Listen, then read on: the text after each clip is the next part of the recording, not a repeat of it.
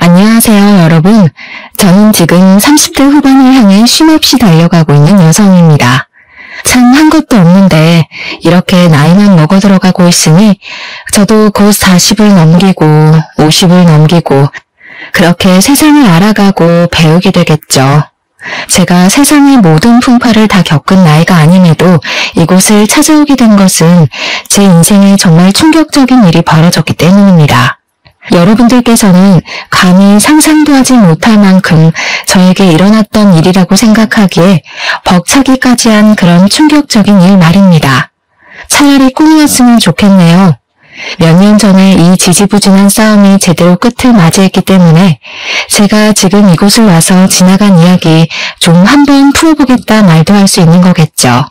만약 그때 제가 아무것도 모르고 그들이 하자고 하는 대로 멍청하게 넘어갔더라면 글쎄요, 삶이 너무 버거워서 이곳을 찾아올 생각도 못했을 것 같습니다. 어떤 이야기길래 이렇게 겁붙어주면서 시작하나 슬슬 궁금하실 텐데요. 지체 없이 바로 이야기를 풀어보도록 하겠습니다. 끝까지 잘 들어주세요. 저는 남편과 3년이라는 연애를 하고 결혼을 하게 되었는데 사실 결혼을 할 당시 저희가 30 초반대의 나이였기 때문에 당장 결혼을 하자 이런 생각은 전혀 없었습니다. 3년이라는 시간을 만나다 보니 이 사람과 계속 이렇게 만나게 된다면 결혼까지도 할 수 있겠다 하는 마음은 들었지만 그게 바로 그 당시 바로일 거라는 생각을 못했던 것입니다. 게다가 제가 남편보다 1살 연상이었기에 남편의 아직 어린 모습이 눈에 보이기도 했고 믿고 의지할 남편의 면모를 갖추지 못했다고 생각을 하기도 했습니다. 시간이 몇 년 더 흐르면 서로 성숙한 모습으로 결혼 생활을 이어갈 수 있지 않을까 하는 마음이 들었고 저는 그 시기를 기다리려고 했었는데 늘 인생은 제 마음처럼 되지 않죠. 남편이 어느 날 저에게 자기 주위에서 자꾸 이상한 일들이 벌어진다면서 불안해하는 모습을 보여주었습니다. 저는 영문을 몰라서 무슨 일이 생기냐고 했더니 집에 있을 때 자꾸 어딘가 다치는 일이 생긴다거나 아픈 일이 생긴다고 말을 하는 것이 아니겠습니까? 도대체 집에 있는데 왜 그런 일이 생기냐고 이해가 안 가서 물어보니까 평소와 다르게 자기가 밥을 해먹거나 뭘 하면 날카로운 주방 도구들이 거꾸로 꽂혀 있어서 다치는 경우가 생긴답니다. 그냥 남편이 부주의해서 그런 거라 생각했는데 잘 있던 선반이 무너져서 어깨를 다쳤을 때는 저도 의심이 들긴 했습니다. 거기다가 집에서 가끔 가족들이랑 밥을 먹으면 자기만 혼자 배탈이 나기도 한다고 영문 모를 일이 생겨 점집에 찾아갔다고 하더라고요. 그러니 점쟁이가 빨리 결혼을 하라고 했다면서 안 그러면 목숨까지 위험할 수 있다고 했다는 게 아니겠습니까? 남편은 저에게 이런 찝찝한 마음이 드는 게 싫다며 빨리 결혼을 하고 싶다고 저를 졸랐고 저는 그런 남편을 보면서 어린 놈이 술을 쓴다고 생각했습니다. 하지만 남편은 날이 가면 갈수록 불안해했고 불안해하는 남편을 보면서 제 마음 또한 찝찝함을 견디지 못하게 되었습니다. 남편이나 저나 직장도 안정적으로 다니고 있었고 둘이 벌어먹고 사는데 문제가 전혀 없을 것 같다는 생각이 들어서 저는 남편의 성급한 프로포즈를 받아들이기로 결심을 했습니다. 전쟁이 별뜻 없는 말일 거라 치부하긴 했지만 선반이 무너져 내려서 어깨를 다친 걸 보고는 저도 남편과 언젠가 결혼을 할 생각이 있었어요.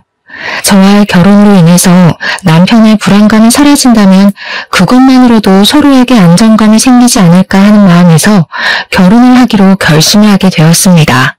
저는 이왕이면 승진을 한 뒤에 당당하게 직장에 들어서고 싶었지만 남편은 자기가 내조를 잘할 테니 걱정하지 말라고 안심을 시켜줘서 오히려 나쁘지 않겠다고 생각을 했죠.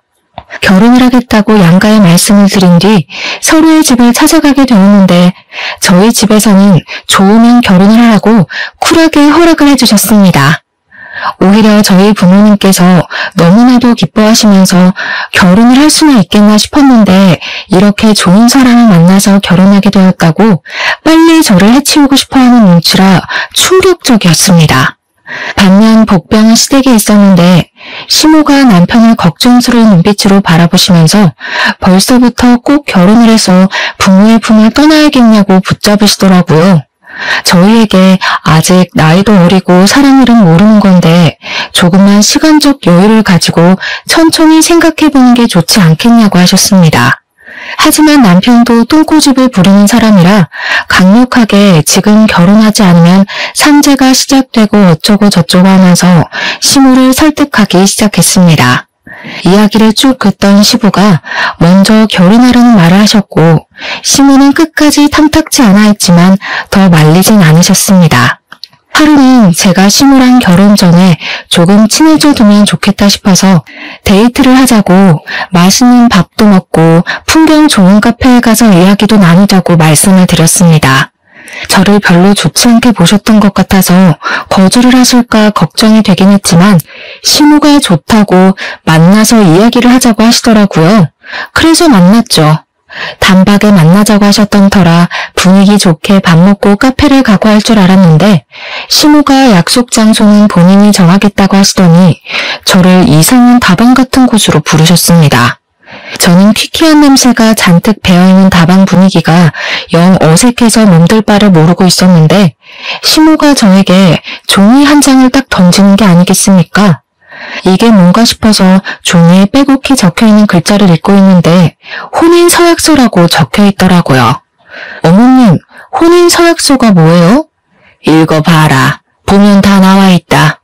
첫 줄부터 결혼 후 3년차까지는 혼인신고를 하지 않는다. 라고 적혀있더라고요. 기가 막혀서 줄줄 읽어나가는데 내용이 진짜 말도 안 되는 소리만 가득했습니다. 저는 읽기를 포기하고 시모에게 첫 줄에 관한 내용에 대해 정확하게 알고 싶어서 여쭈어봤습니다. 혼인신고를 3년이나 하지 말라고 하신 이유가 있나요? 요즘은 결혼하고 나서 직장 생활이다 뭐다 하면서 바로 임신, 출산 그런 거 안 한다더라. 3년까지 생활을 해보고 안 맞으면 쿨하게 헤어질 줄 알아야지. 네가 우리 아들보다 한 살이 더 많은 것도 좀 깨름칙하다. 네가 우리 아들보다 먼저 죽으면 우리 아들은 어떡하니? 혼자 처량하게 말이야. 저는 솔직히 시모의 말에 너무나도 기가 막혀서 어떤 말을 해야 할지 머릿속이 새하얗게 변해버리는 느낌까지 받았습니다. 솔직히 좀 어질어질하더라고요. 인터넷에서만 보던 완전체 시어머니가 바로 이런 건가 싶고 제가 뭔 짓을 해도 평생 예쁨 받기는 글렀다는 생각까지 제 머릿속을 지배했습니다. 제가 건강관리에 소홀한 타입도 아니었고요. 매년 꼬박꼬박 검진도 받고 술이나 담배 같은 것도 전혀 하지 않는데 시모가 그런 식으로 말을 하니까 참 어떻게 이걸 설명을 해야 할지 아니 제가 설명을 한다고 시모가 과연 받아들여줄지 그냥 멘탈이 붕괴되는 느낌이었습니다. 저는 이럴 때일수록 돌아가면 안 된다는 걸 사회생활의 경험을 통해 배웠기 때문에 시모에게 직선적으로 물어보았습니다. 어머님, 제가 그이랑 결혼을 하는 게 싫으세요? 아니, 뭐 싫다기보다는 너무 이르다는 생각이 들어서 하는 말이지. 어머님, 제가 진짜 잘할게요. 어머님께서 걱정하시는 부분 어떤 건지 잘 알겠어요. 하지만 저희도 성인이고 저희 결정을 믿어주셨으면 좋겠습니다. 제가 처음부터 예쁨을 받을 수 없다는 거 잘 알지만 그래도 같이 부대끼며 살다 보면 서로에게 적응이 되지 않을까요? 한 번만 믿어주세요. 그럴 필요가 뭐가 있니? 뭐 하려고 하지 말고 그 서약서나 잘 읽고 시켜줬으면 좋겠다. 다 너희에게 잘 되라고 하는 소리야. 3년간 혼인신고를 하지 말 것. 3년간 당연히 아이도 가지지 말 것. 시댁 행사에 빠지지 말 것. 아프면 곤란하니 보험은 3개 이상 들어놓을 것. 그런 쓸데없는 내용들이 가득 적혀 있었는데 그 무엇보다도 보험은 왜 들으라는 건지 이해가 가지 않았습니다. 하지만 그 보험에 대한 내용이 추가된 것을 곧 알게 되었죠. 남편에게는 5살 어린 여동생이 하나 있었는데 시모가 보험회사에 취직을 했더라고요. 시모 실적을 올려주라고 그런 내용이 추가된 거구나 싶어서 황당했지만 저도 어쨌든 결혼을 결심한 마당에 가족들과 사이좋게 지내면 서로 좋은 거 아니겠습니까? 그래서 굳이 가입을 할 필요도 없는 보험을 시모에게 3개나 가입했습니다. 그것도 생명보험만 말입니다. 남편에게 보험 가입을 하고 이야기를 꺼냈더니 남편도 글쎄 시모가 들어준 보험이 5개나 있다고 하더라고요. 너무 과하다 싶긴 했지만 시모가 돈도 내준다고 하니 거절할 이유는 없었습니다. 남편은 심지어 그 보험이 매달 얼마씩 나가고 있는지도 모르고 그동안 치료를 받으면서 보험금 한 번 타본 적이 없다고 하더라고요. 시모가 그 비싼 보험을 들어주었는데 한 번도 보험금을 탄 적이 없다고 하니 시모에게 친언지심이 들기도 했습니다. 저는 남편과 이야기를 나누던 도중 시모가 저를 탐탁지 않아 한다는 것이 영 마음에 걸려서 슬며시 물꼬를 트고 어떻게 해야 예쁨을 받을 수 있을까에 대해 고민을 하기 시작했습니다.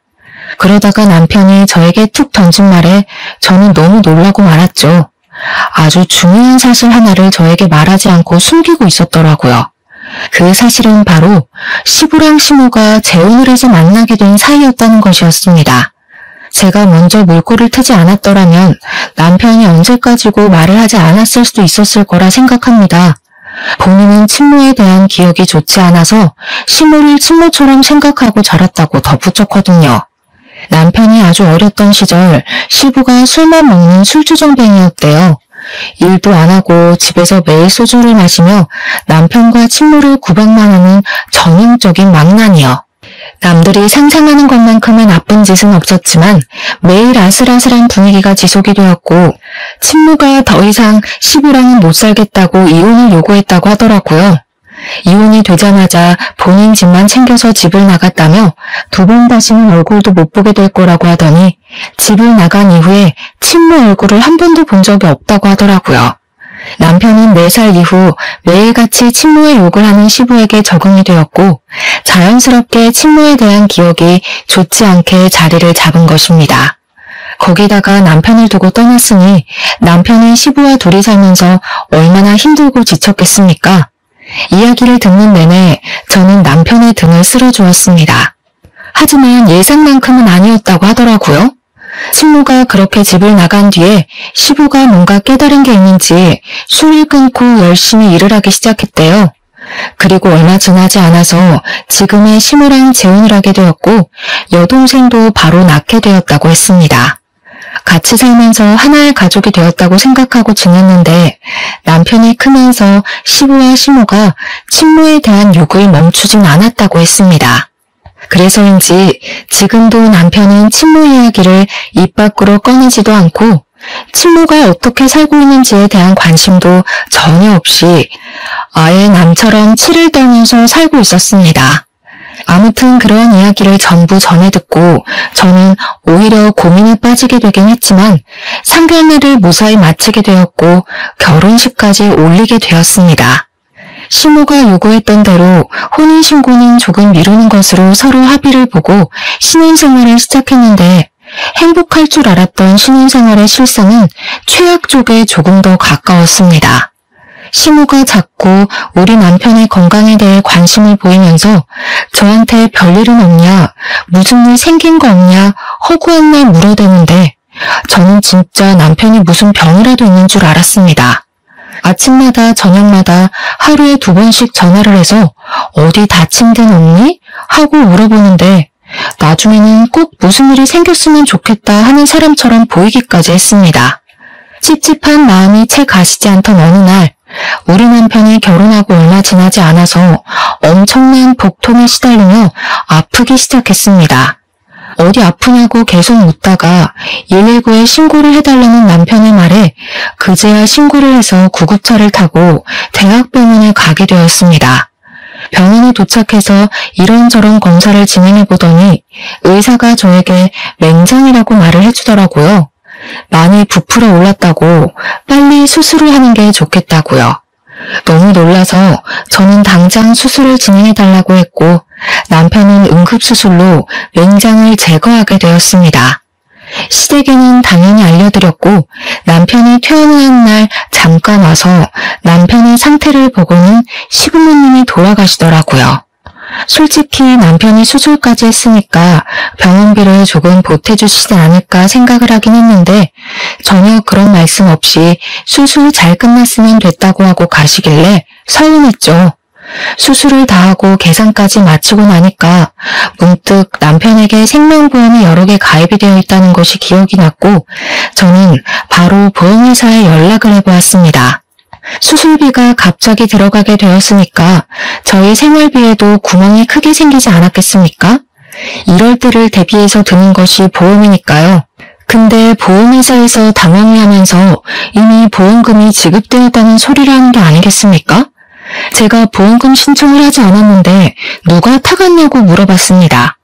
그랬더니 이름 석자를 말해주는데 저희 시모가 타갔다는 게 아니겠습니까?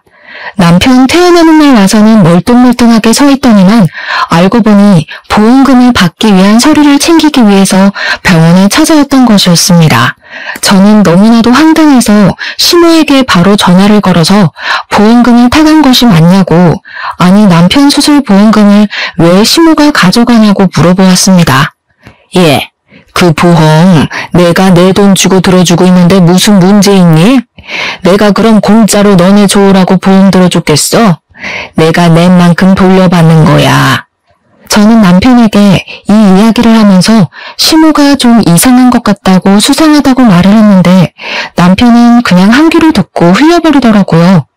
그런데 참 신기한 게 그렇게 저랑 결혼하기 전에는 자주 다치고 아프던 사람이 결혼이란 이후에 잔병 치레 한 번 없더라고요.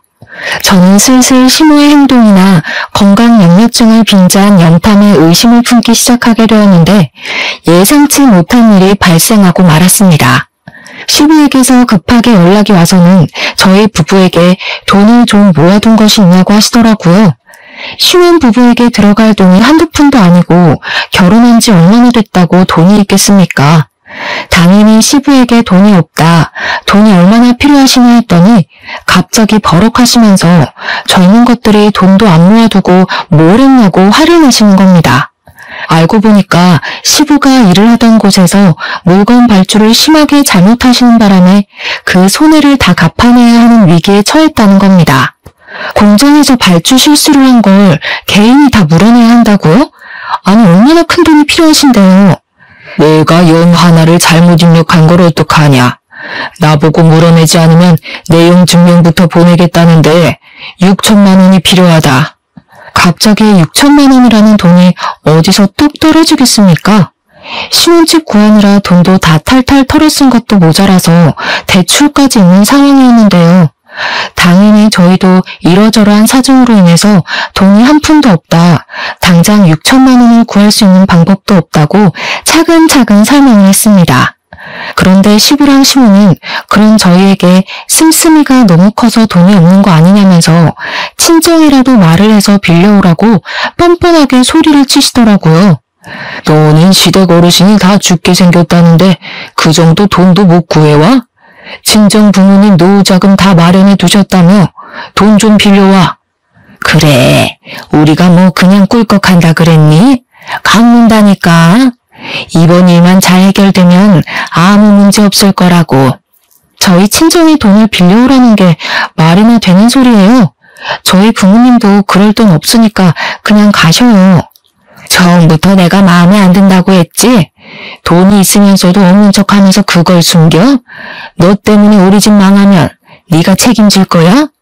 어머님, 제가 돈을 빌려드릴 수 있는 수준이 아니잖아요. 저희 친정 부모님도 갑자기 그런 큰 돈을 어디서 구해요. 너네가 결혼하고 돈 모은 이유가 뻔하다 뻔해. 배워온 게 없으니까 저금을 해야 할 이유도 못 찾은 거겠지. 그러니 시부모님은 그동안 몇십 년의 세월을 일을 하셨는데 6천만 원도 못 모으셨어요. 저 더 이상 할 말 없어요. 가세요. 뻔뻔하게 친정 운운하면서 돈을 가져오라고 하니 저도 말을 세게 뱉어내고 말았습니다. 아니 다른 것도 아니고 본인이 실수를 한 거 가지고 돈을 달라고 하니 어이가 없죠. 시부모는 크게 후회할 거라고 나중에 다 두고두고 기억해둘 거라며 저를 반쯤 협박하신 뒤에 돌아가셨고 저는 더 이상 찾아오지도 말고 연락도 하지 말라 했습니다. 그 사달이 난 이후에 한동안 조용조용하게 흘러갔던 저희 부부에게 아주 큰 사고가 터지게 되었습니다. 우리 남편에게 잊을 수 없는 일이 벌어지고 말았습니다. 남편이 평소와 다름없이 퇴근을 하던 길에 뺑소니 사고를 당해서 병원에 혼수 상태로 실려갔다는 이야기를 듣게 된 것입니다. 뺑소니 사고인 것도 혼수 상태인 것도 제정신을 뒤흔들기에 충분한 소리였습니다. 저는 너무 놀라서 바로 대학병원 응급실로 뛰어가게 되었습니다. 머리가 많이 부었다면서 수술을 해야 한다고 해서 빠르게 뇌부종을 가라앉히는 수술을 했고, 다행히 결과 자체는 좋다고 했지만 남편은 의식을 찾지 못했습니다. 경찰이 찾아와서 원한 관계가 있었던 것은 아니냐, 사고가 난 위치에 CCTV가 존재하지 않아서 당장 수사에 어려움을 겪고 있으니 시간이 꽤 오래 걸릴 수도 있다는 대답까지 듣게 되었습니다. 저는 제가 나서서 어떻게든 실마리를 잡아야겠다는 생각에 사고 현장에 현수막까지 걸었습니다. 매일같이 경찰서를 찾아가 음료수를 돌리며 우리 남편 뺑소니 사건을 제발 제대로 수사를 해달라며 울고불고 빌었습니다. 결국에 제가 며칠을 찾아가고 빈 덕분에 형사들은 조금만 믿고 기다려달라고 주변 CCTV는 물론이고 블랙박스까지 찾아서 어떻게든 해결을 해주겠다고 약속을 했습니다. 하지만 제 바람과는 다르게 목격자를 찾는 현수막까지 걸었음에도 불구하고 아무런 목격자도 나타나지 않았고 수사는 그 상태 그대로 멈추게 되었습니다. 다행히 사건을 해결하는 의지가 보이는 형사님께서 담당 검사님과 함께 사건을 수사하기 시작했는데 의지만 불태웠지 진척이 따로 없는 상태로 시간이 흘렀습니다. 남편이라도 눈을 뜨면 너무나도 감사할 것 같았지만 남편은 정말 수술이 잘 되었고 부종도 가라앉아 신체 기능도 살아있다고 했지만 의식을 깨우지 못했습니다. 저는 눈을 감고 미동도 하지 않는 남편의 병수발을 들면서 한계에 부딪히게 되었습니다. 욕창이 생길까봐 하루에 한 번씩 남편을 물수건으로 닦아주어야 했고 남편이 자면서 목이라도 아플까봐 습도도 온도도 적절하게 맞춰야 했습니다. 물론 그만큼 병원비도 만만치 않았죠. 제일 걱정되는 것은 다름 아닌 돈이었습니다. 간병인이라도 두고 싶었지만 그럴 돈이 없었습니다. 남편이 사고로 인해서 휴직에 들어갔기 때문에 제가 혼자 벌어서 병원비와 간병비를 해결해야 했기 때문에 어쩔 수 없이 간병인을 두지 못했습니다. 제가 일이 늦게 끝나는 날이 되거나 물론 회사의 배려로 최대한 줄여나가긴 했지만 출장이라도 가야 하는 스케줄이 잡히면 시모에게 간병을 부탁드렸었습니다. 하지만 시모는 자기는 그런 일 잘 못한다고 차라리 간병인을 두고 쓰지 누가 알아준다고 그 고생을 하냐고 하더라고요. 거기다가 시댁 식구들은 병원에 찾아오지도 않았습니다. 어쩌다가 가끔 남편의 상태가 궁금해서 찾아오더라도 자고 있는 남편의 얼굴만 쓱 보고 사라지더라고요. 위급한 상황이 오거든 그때 연락해라. 어차피 저리 자다가도 깨어날 수도 있는 게 혼수 상태라고 하던데. 시부도 그렇고 시모도 그렇고 아무리 자기 배로 낳은 자식이 아니라고 하지만 그래도 그 어린 시절에 만나서 자식처럼 키운 아들인데 어찌 저리 매정할 수 있는지 말입니다. 남편에게 진짜 가족은 저밖에 없다는 생각밖에 들지 않았고 범인을 찾는 것에 대해 관심이 하나도 없는 시부모와 시누를 보면서 진짜 저게 가족인가 싶어서 너무 힘들었습니다. 시댁에서라도 진심으로 저를 위로해 주었다면 제가 과연 이런 생각을 하게 되었을까요? 정말 해도 너무한다는 생각밖에 들지 않았습니다. 저는 병원과 경찰서를 찾아다니면서 쉬지 않고 남편 병간호를 하고 또 사건에 대해 제대로 알아보기 위해서 밤이고 낮이고 비바람이 몰아쳐도 쉬지 않고 뛰어다녔습니다. 유일하게 저만이 남편을 신경 쓰고 있었기 때문에 제가 여기서 포기를 하면 우리 남편의 곁을 지켜줄 사람이 아무도 없다고 생각했기 때문이었습니다. 제가 지쳐 쓰러지기 일보 직전으로 병원으로 돌아오면 곤히 누워서 평온하게 있는 남편을 보고 속상해 울었던 적이 한두 번이 아니었습니다. 그러던 어느 날 사건 담당 검사님이 저에게 물어볼 곳이 있다고 만나자고 하셨고 저는 검찰청으로 가서 검사님과 사고가 일어나기 전에 대한 상황 이야기를 했습니다. 사소한 거라도 하나하나 다 말해달라고 하셔서 딱히 특별히 생각나는 것은 없었지만 남편의 교우관계, 회사에서의 입지, 시댁 식구들 이야기를 쭉 풀어놓았습니다. 검사님께서 좋은 결과가 나올 때까지 수사를 돕겠다고 해주셔서 감사하다고 인사를 드리며 검찰청에 나오는데 하늘이 너무 눈이 부시게 예뻐서 눈물이 주룩주룩 쏟아지더라고요. 검찰청 앞 계단 구석에 주저앉아서 엉엉 울고 있는데 그럼 제가 너무 처량하게 보인 건지 뭔지 웬 아주머니께서 저에게 손수건을 내미시는 게 아니겠습니까? 아니, 젊은 세대기 뭐가 그렇게 서럽고 힘들어서 여기 주저앉아 울고 있어. 남편은 사고 이후 누군가가 내밀어준 따스한 손길이었기 때문에 저는 쪽팔린 것도 잊어버린 채 처음 보는 그 아주머니를 붙잡고 엉엉 울기 시작했습니다.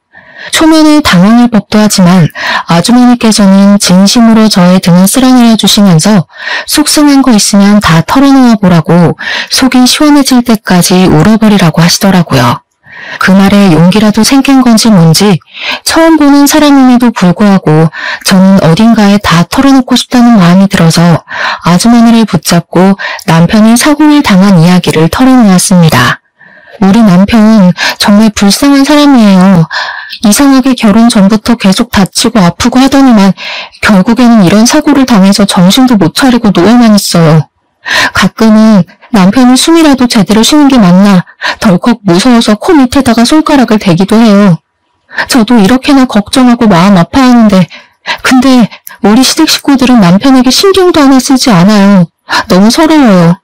새댁이 참 힘들겠네. 세상에 참 억울한 사람도 많지. 그래도 우리나라 범죄 검거율이 좋으니까 조금만 힘내서 기다려 봅시다. CCTV도 없는 곳에서 사고를 당해서 이럴 줄 알았으면 CCTV 많은 동네에 신혼집을 얻을 걸 그랬어요. 저 혼자서 남편 병간호도 하랴 수사 진척 상황에 대해 알아보랴. 사는 게 힘들어 죽겠는데 오늘도 시댁 식구들은 외식하러 나간다고 자랑하더라고요. 자기 자식이 누워있는데 사람이라면 적어도 이러면 안 되잖아요. 아주머니께서는 몇십 분이라는 시간이 지나도록 제 이야기를 끝까지 들어주시고 제 등을 토닥여주시면서 본인 아들이 검사라고 이야기를 해주셨습니다. 저에게 모르는 부분이 있으면 물어봐서라도 알려주겠다고 힘내라는 말을 전해주시면서 아드님 이름을 말해주셨는데 저희 남편 사건 담당 검사님인 게 아니겠습니까? 세상에 인연이 닿으려고 하니 이렇게 닿게 된다면서 저에게 전화번호를 알려달라고 하셨고 저희는 서로 연락처를 교환하고 자주 연락을 하기 시작했습니다. 정말 성품이 어찌나 좋은 분이시던지 제가 힘든 와중에도 의지할 수 있는 안식처 같은 것이 되어주셔서 저는 아주머니와 참 많은 시간을 보내게 되었습니다. 그렇게 남편이 혼수 상태로 지낸 지도 몇 개월이라는 시간이 훌쩍 지났고 갑자기 병원에서 연락이 와서 달려가니 의사 선생님께서 좋은 징조가 보인다고 하셨습니다. 간혹 가다가 쇼크로 인해서 안 좋은 결과가 나오는 경우도 있지만 생체 반응이 일어났다면서 저에게 조만간 깨어날 수도 있을 것 같다고 희망을 주셨습니다. 새로운 약으로 바꿔보는 게 좋을 것 같다는 말에 저는 제발 어떻게 해서든지 우리 남편 눈만 뜨게 해달라고 빌었습니다. 병원에서 연락을 받았을 때 제가 너무 놀라서 시부모에게 연락을 드렸었는데 의사가 저에게 희망을 주시면서 포기하지 말라고 꼭 깨어나실 거라고 말을 하고 나간 뒤 찾아오셨더라고요. 꽤 뒤늦게 오신 바람에 의사를 직접 만나지 못한 시부모는 저에게 남편이 어떻게 된 거냐고 물어보셨습니다. 우리 아들 죽은 거냐? 죽을 거라니? 뭐라고 하디 의사가? 왜 말이 없이 빤히 쳐다만 보고 있어? 언제까지 저 기계를 주렁주렁 달아놓고 우리 아들을 힘들게 할 거야? 돈 없어서 못 빌려준다고 하더니 병원비만 해도 벌써 몇 천만 원은 깨졌겠다. 그 병원비 감당이나 되냐? 우리한테 빌려달라고 해봐야 돈 없다. 이럴 때일수록 사람이 과감하게 결정을 내려야지. 그냥 곱게 보내주자.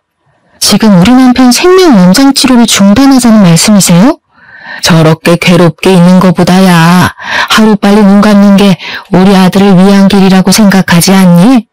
어떻게 평생을 키운 아들에게 그런 소리를 할 수가 있어요? 저는 절대로 이대로는 못 보내요. 저 법인 꼭 잡아서 우리 남편 앞에 데려다 놓을 거예요. 뭐 좀 나온 게 있다고 하더나? CCTV도 없고 목격자도 없고 뭐 아무런 친척이 없다고 하던데 제가 백방으로 노력하고 있으니까 어떻게든 찾아낼 겁니다. 그러니까 저한테 남편을 보내주자는 둥 그런 이야기 하지 마세요. 우리 아들 저러고 내버려두는 게 2번 죽이는 일이라는 거 네가 정녕 몰라서 그러니? 보호자면 보호자답게 빨리 영양치료 포기하겠다고 말해. 그러고 보니까 언니네 혼인신고도 안 하지 않았나? 그럼 보호자가 엄마랑 아빠 아니야? 그렇지. 쟤들 혼인신고도 안 했지? 내가 가서 우리 아들 곱게 보내주련다.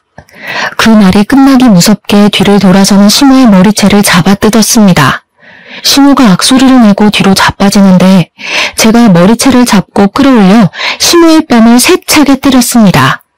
시모도 시부도 전부 놀라서 저를 붙잡고 말렸고 저는 그들에게 붙잡힌 채로 시모에게 발길질을 마구마구 날렸습니다.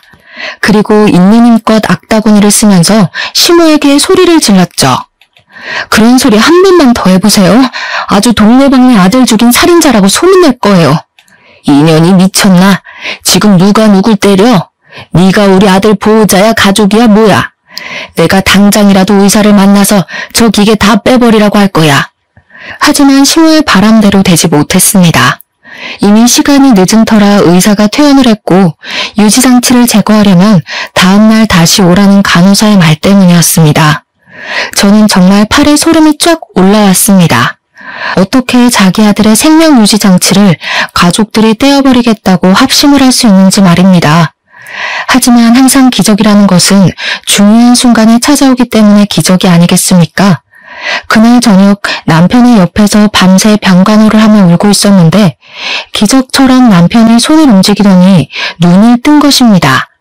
저는 순간 이 모든 상황이 꿈인지 생시인지 헷갈려서 제 뺨을 세차게 2번 때렸고 뺨이 얼얼해지고 나서야 남편이 눈을 뜬 것이 현실이라는 것을 깨달았습니다. 남편은 점차 몸에 힘을 주기 시작하더니 정신이 뚜렷하게 돌아온 것인지 뭔지 갑자기 눈물을 줄줄 흘리면서 그동안 너무 무서웠다고 말을 하더라고요. 저는 남편이 입을 열어서 말을 하고 자가 호흡을 한다는 것에 놀라서 응급코를 부를 생각도 하지 못했습니다. 결국 밤새 검사가 시작되었고 남편의 의식이 돌아왔다는 것을 병원에 있는 모든 의료진들이 축하해 주었습니다. 저는 아침이 오는 것도 모른 채 남편과 두런두런 이야기를 하면서 그동안 사고로 인해 벌어진 모든 일에 대해서 남편에게 설명을 해주었습니다. 그리고 제 이야기를 끝까지 들은 남편은 시댁 식구들이 본인의 영양치료를 포기했다는 말에 아주 큰 충격을 받게 되었습니다. 남편은 저에게 소심한 복수를 하고 싶다면서 시댁 식구들을 놀려주고 싶다고 말을 했습니다. 영양치료를 포기하러 오겠다고 말을 하고 돌아갔기에 호흡기를 떼려고 하는 순간 눈을 뜨겠다고요. 시댁 식구들이 화들짝 놀라는 모습과 죄책감을 느끼는 모습이 보고 싶다며 남편은 그들이 와서 기계를 뗄 때까지 의식을 차리지 못한 척 누워있겠다고 했습니다. 저도 시댁 식구들이 남편을 포기할 때 남편이 정신을 차린다면 꽤 통쾌한 복수가 될 것 같아서 찬성을 했습니다. 시댁 식구들은 남편이 깨어난 것을 꿈에도 모른 채 병원에 찾아와서 영양치료를 포기하겠다고 했고 의사는 아무것도 모르는 척 마지막 인사를 하라고 했습니다. 그랬더니 저한테 병실에서 나가라고 하는 게 아니겠습니까? 너는 가족도 뭣도 아니니까 병실 밖으로 나가 있어라. 마지막 임종은 가족들끼리 보내고 싶구나. 저는 졸지에 병실에서 쫓겨나게 되었고 시댁 식구들만 마지막 인사를 하게 되었는데 그 순간 시모가 깨악하는 소리를 냈고 저는 웃으면서 병실에 들어갔습니다. 그런데 남편이 엄청나게 씩씩거리면서 화를 내고 있는 게 아니겠습니까? 아직 몸이 온전치 않은데 벌떡 앉아서 소리를 지르고 난리가 난 것입니다. 이게 다 무슨 일인가 눈치를 살피고 있던 그때 검사가 병실에 들이닥치더니 체포영장을 보여주면서 시부, 시모 그리고 시누에게까지 수갑을 채우는 게 아니겠습니까? 저는 너무 놀라서 이게 다 무슨 상황인가 어리둥절해하고 있었습니다. 그런데 그 뒤에 얼굴이 사색이 된 아주머니까지 같이 따라 들어오시더니 제 손을 잡고 제 걱정이 너무 되었다고 하시는 게 아니겠습니까? 수갑을 차고 있던 시부, 시모 그리고 제 손을 잡은 아주머니의 시선이 한데 모이더니 갑자기 세 사람 모두 얼굴이 시퍼렇게 질리는 것입니다. 당신이 여기 왜 있어? 설마. 아주머니는 시부와 시모를 보며 벌벌 떨면서 이야기를 했고 저는 머리가 어질어질했습니다. 도무지 이 상황이 이해가 가질 않았기 때문이었죠. 세 사람은 서로 아는 듯이 네가 여기에 왜 있냐 따위의 말을 주고받고 있었습니다. 그 순간 남편이 씩씩거리면서 삿대질을 하며 열불을 토해냈습니다. 나를 죽이려고 했던 게 다른 사람도 아닌 우리 부모 그리고 내 여동생이었어? 내가 지금 여기 누워서 다 들었다고. 이놈이 아직 정신이 온전치 못한가? 무슨 그런 무서운 소리를 하고 있어? 저 정신 정말 멀쩡하거든요? 진짜 소름이다 소름이야.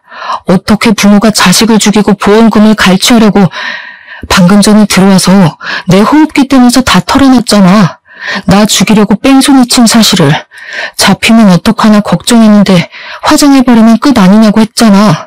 내 사망보험금으로 급한 불 끄고 여행이나 가자고 하면서 신나게 떠든 거 내 귀로 똑똑히 들었다고. 저는 경악을 금치 못하고 있었는데 그 순간 검사가 끼어들어서 말을 이어갔습니다. 그 앞을 때마침 지나갔던 택시기사의 목격 진술이 있었고 블랙박스를 통해서 뺑소니 차량을 검거하게 되었습니다. 차량 번호 샘땡땡땡, 차주인이 당신인 것도 다 확인했고요. 그 차 범퍼에서 아주 소량의 혈흔까지 발견했습니다. 우리 신혼집 앞 한적한 골목에 CCTV가 없다는 것을 이미 알고 저지른 시댁 식구들의 뺑소니 사건이었던 것이었습니다. 저는 소름이 돋아서 온몸을 떨었고 아주머니께서는 옆에서 엉엉 우시면서 가슴을 치셨습니다. 이 정신 나간 사람들아, 어떻게 우리 아들을 죽이려고 그깟 돈 때문에. 저는 다시 한번 경악을 할 수밖에 없었습니다. 알고 보니 아주머니가 우리 남편의 친모였던 것이었습니다. 아주머니도 꿈에도 모르고 있다가 병실에서 시부와 시모의 얼굴을 보고 피해를 당한 게 본인 아들이었다는 것을 알게 된 것이었습니다. 너네가 바람 피우는 거 다 알면서도 눈 감아줬다. 우리 아들 때문에.